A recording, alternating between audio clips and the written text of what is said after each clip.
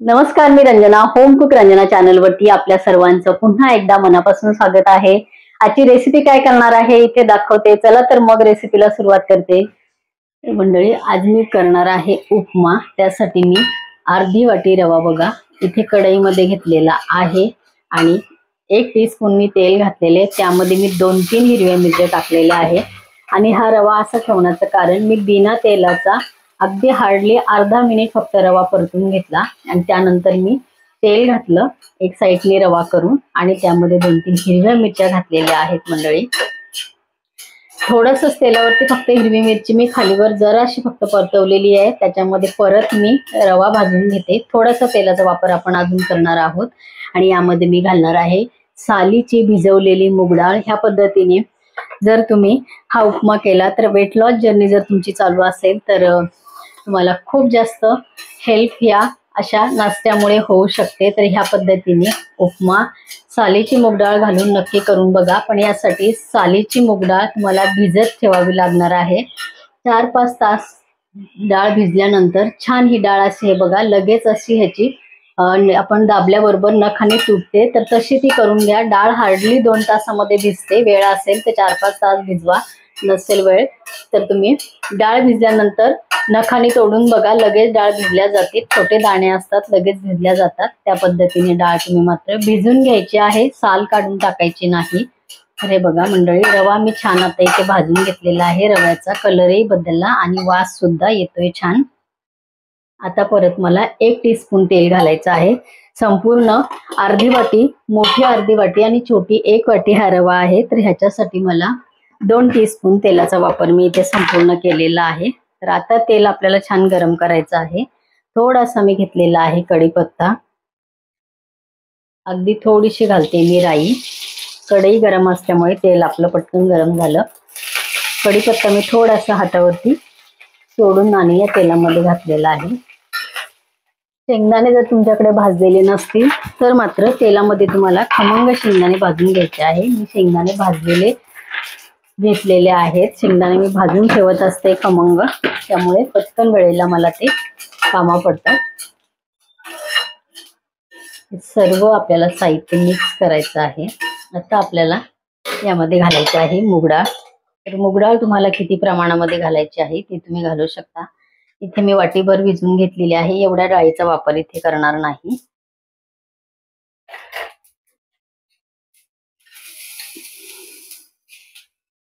तीन भरून चमचे मी ह्याच्यामध्ये मूग डाळ घेतलेली आहे.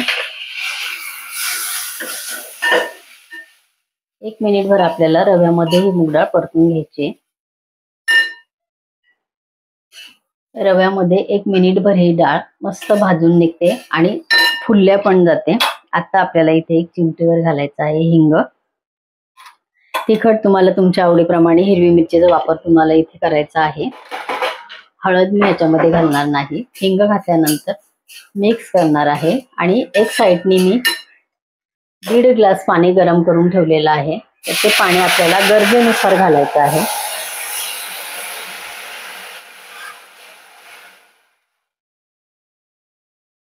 दीड ग्लास पाणी मी संपूर्ण याच्यामध्ये घातलेले आहे. कन्सिस्टन्सी तुम्ही बघू शकता. ह्याच पद्धतीने आपल्याला कन्सिस्टन्सी ठेवायची आहे. म्हणजे तुमचा जास्त रवा असेल, कमी असेल तरी सुद्धा. डाळीलाही जास्त शिजवण्याची गरज नाही. इथे मी तुम्हाला दाखवणारच आहे. पाणी घातल्यानंतर खूप जास्त काही गरज नाहीये.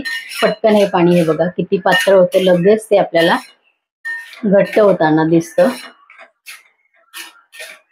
चला, आता आपल्याला घालायचं आहे चवीपुरतं मीठ.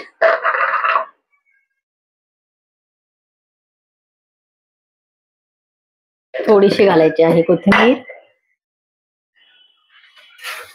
मीठ आपण घातलेलं आहे. मीठ घालून आपण मिक्स करू. थोडीशी कोथिंबीर आता मी घालते, थोडीशी आपल्याला नंतर घालायची आहे.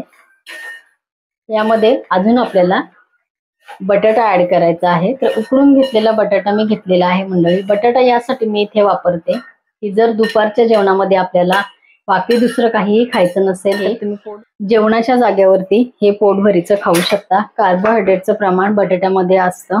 तर बटाटा मी उकडून घेतलेला आहे. अगदी तुमचं भरपेट जेवण हे होऊ शकतं. वेट लॉस जर्नी आपण करत असू तर बऱ्यापैकी आपण डिश चवीची खातो आणि पोट भरेल, आपलं मन भरेल या पद्धतीने आपल्याला पदार्थ बनवून खावे लागतात. तर ह्या पद्धतीने उपमा तुम्ही नक्की करून बघा. मूग डाळ सालीची ह्यामध्ये घालून बघा, अतिशय छान हा उपमा लागतो आणि सगळे घटकही आपल्याला अगदी मिळून जातात. डाळ त्याच्यामध्ये आपण घातलेली आहे, शेंगदाणे आहेत, रवा आहे आणि बटाटा सुद्धा आपण याच्यामध्ये आता घालणार आहे. अजून थोडंसं आपण ह्याला 1 मिनिटभर आपल्याला हे परतून घ्यायचं आहे व्यवस्थित. त्यानंतर आपल्याला इथे बटाटा घालायचा आहे. तर एक मी बटाटा हा उकडून घेतलेला आहे, साल काढून घेते. एक बटाटा वापरा किंवा अर्धा घेतलात तरी सुद्धा चालेल, किंवा तुम्हाला आवडत असेल तर तुम्ही 2 सुद्धा बटाटे याच्यामध्ये घालू शकता. तर बटाट्याची मी आता हे साल काढून घेतलेली आहे. तर काप याचे करून घेणार आहे छोटे छोटे. बटाट्याची मी काप करून घेते. तोपर्यंत मी ठेवलेलं आहे कढईवरती झाकण.